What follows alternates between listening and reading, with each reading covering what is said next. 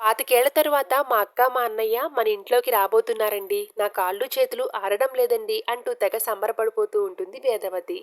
రేపు సాయంత్రానికి ఈ సంతోషం మొత్తం కన్నీళ్లుగా మారుతుంది. రేపు జరగబోయేది మీ అమ్మ పుట్టినరోజు కాదు. మీ చిన్న కొడుకు, చిన్న కోడలు విడిపోయే బీభత్సం అని మనసులోనే రగిలిపోతూ ఉంటుంది వల్లి. ఇక తరువాత భాగ్యం ఇంటికి వెళ్తుంది వల్లి. ఇక అక్కడికి వెళ్ళి కూల్‌గా కూల్ డ్రింక్ తాగుతూ ఉంటుంది వల్లి. "నీకు బుర్రగాని పోయిందా ఏంటమ్ముడు?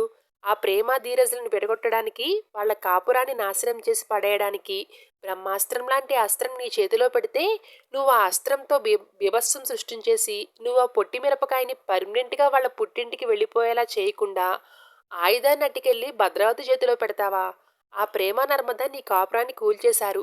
మీ ఆయన్ని నిన్ను దూరం చేయడానికి కారణమయ్యారు" అని అంటూ ఉంటుంది భాగ్యం. "మా అత్త నన్ను చెంప మీద కొట్టింది.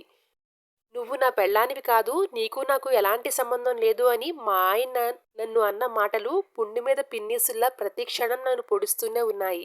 మరి అందుకు కారణమైన వాళ్ళని బదులు తీర్చుకోకుండా అంత తేలిగ్గా ఊరుకుంటానా? వదిలిపెడతానా? అందుకే భద్రావతికి మందు పాత్రలాంటి ఐడియా చెప్పా.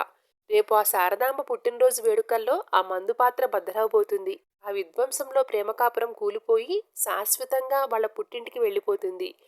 అందుకే ఆ పుట్టినరోజు అయిపోయేంత వరకు మీరా చుట్టుపక్కకు రాకుండా ఉండండి. మీ మీద నా మీద అనుమానం రాకుండా ఉంటుంది" అని అంటూ ఉంటుంది శ్రీవల్లి. "మేము రాకున్నా పర్వాలేదమ్మడు. నీ కాపురం నాశనం చేసిన ఆ ప్రేమ కాపురం నాశనమైపోతే అదే 10,000 అంటూ సంబరపడిపోతూ ఉంటుంది భాగ్యం.